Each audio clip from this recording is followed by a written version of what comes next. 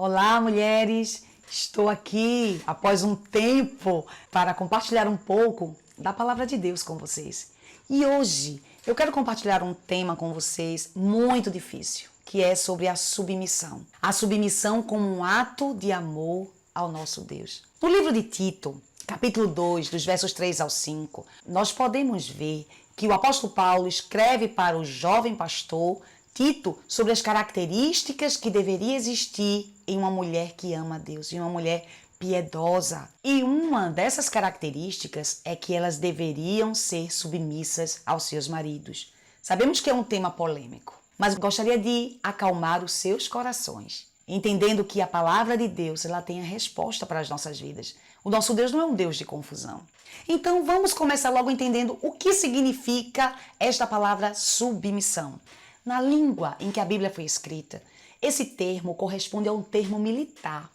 Literalmente é alguém que se submete à autoridade de outra.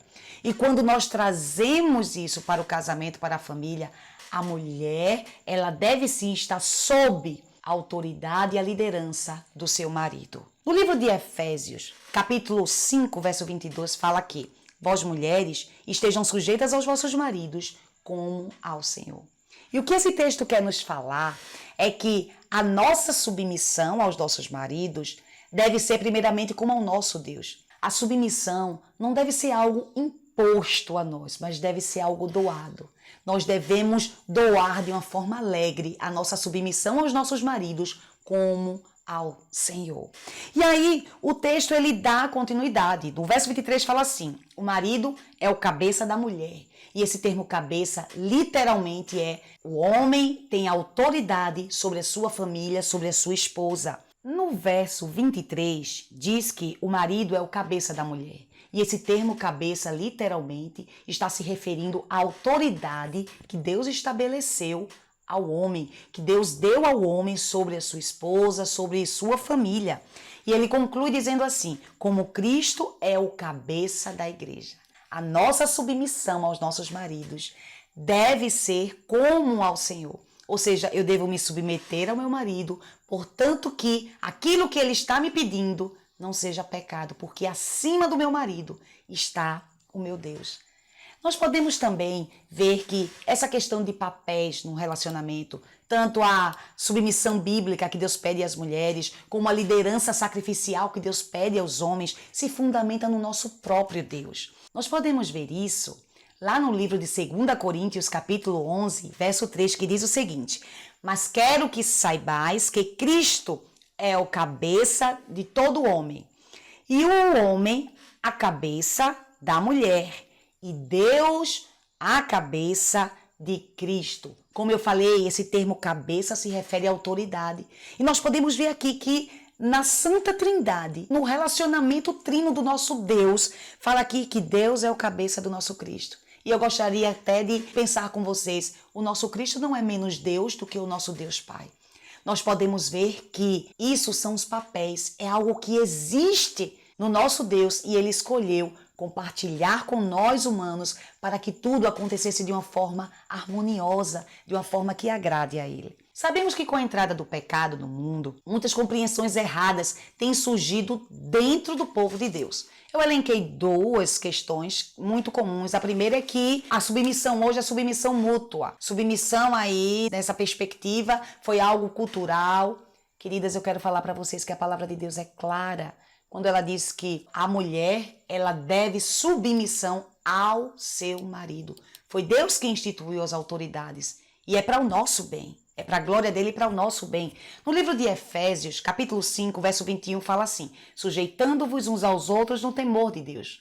Esse sujeitando-vos uns aos outros não tem o mesmo significado na língua em que a Bíblia foi escrita aqui quando Deus nos pede essa submissão no relacionamento.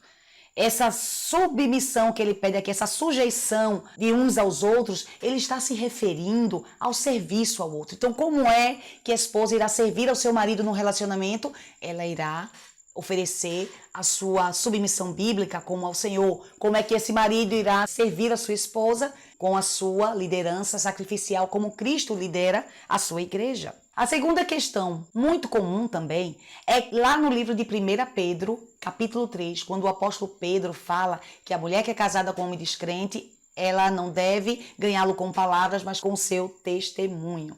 Queridas, o que o apóstolo Pedro está falando aqui é que esta mulher não deve pregar o evangelho para o seu marido. Sabemos que nós recebemos esse mandamento, nós devemos pregar o evangelho para todo mundo. Mas o que ele quer enfatizar aqui é que, por meio de um testemunho santo, dessa mulher agora que ama Deus, ela pode sim ganhar o seu marido para Cristo.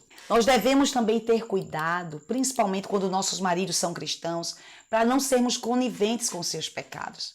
É triste, meninas, vermos quantas mulheres se submetem a agressões verbais, agressões físicas, correndo risco até das suas próprias vidas. Mas muitas mulheres têm nas suas mentes um pensamento pecaminoso que diz assim: prefiro morrer do que viver sem esse homem. A palavra de Deus, ela nos dá recurso. Nós podemos ver isso lá no livro de Mateus, capítulo 18. Diz que se nós temos um problema com o nosso irmão, lembrando, meninas, que o seu marido, antes de ser seu marido, ele é seu irmão. Então você deve sim exortá-lo em amor. Se não resolver, se ele continuar pecando contra Deus e contra você, procure a liderança da sua igreja. Mas não procure com a intenção de denegrir, de acabar de vez com o seu marido. Mas procure na esperança de que Deus pode usar sim essa liderança, que por meio da palavra de Deus possa trazer o seu marido ao arrependimento, a viver uma vida que agrade a Deus. Meninas, a palavra de Deus é clara quando ela nos mostra que nós pecamos contra o nosso Deus quando nós não oferecemos a nossa submissão com alegria aos nossos maridos como ao nosso Deus, mas também nós pecamos quando nós não utilizamos dos recursos que Ele nos deu para proteger a nossa vida e até para ajudar até na edificação dos nossos maridos. Queridas, na Bíblia, nós não vamos encontrar, tipo assim, os 10 passos para exercermos a nossa submissão na prática de uma forma perfeita. Não, nós vamos encontrar os princípios que irão nortear as nossas ações. Então, meninas, sabemos que os contextos de casamento são diferentes. O meu é diferente do seu. Um exemplo prático para você exercer sua submissão, talvez seja você apoiando o seu marido em um projeto que ele esteja empenhado. Talvez você nem concorde, mas ele não está pecando contra o Senhor. Ele não quer o mal, não quer o seu mal, não quer o mal da sua família. Então você pode sim apoiá-lo. Você pode exercer sua submissão apoiando, fazendo com que dê certo esse projeto. Você pode talvez ouvi-lo mais. Isso é uma forma de você se submeter ao seu marido. Você pode também ajudá-lo em suas fraquezas. Meninas, com a entrada do pecado no mundo, o homem ele se rebelou contra Deus. No livro de Romanos, capítulo 5, verso 10, diz que nós, antes de conhecermos ao Senhor, nós éramos inimigos de Deus. Você e eu, nós éramos inimigos de Deus. Então, nós não podemos esperar que esse mundo venha a aplaudir os projetos do nosso Deus. Sabemos o quanto a família, a instituição que Deus estabeleceu, tem sido bombardeada. Mas precisamos entender, meninas, que os papéis, tanto a submissão bíblica como a liderança sacrificial, não foram inventados por uma sociedade patriarcal, não foi criado por um machista, mas esses papéis sempre existiram na eternidade do nosso Deus. Que possamos nos submeter ao nosso Senhor, sabendo, meninas, que a nossa submissão fala muito da nossa fé.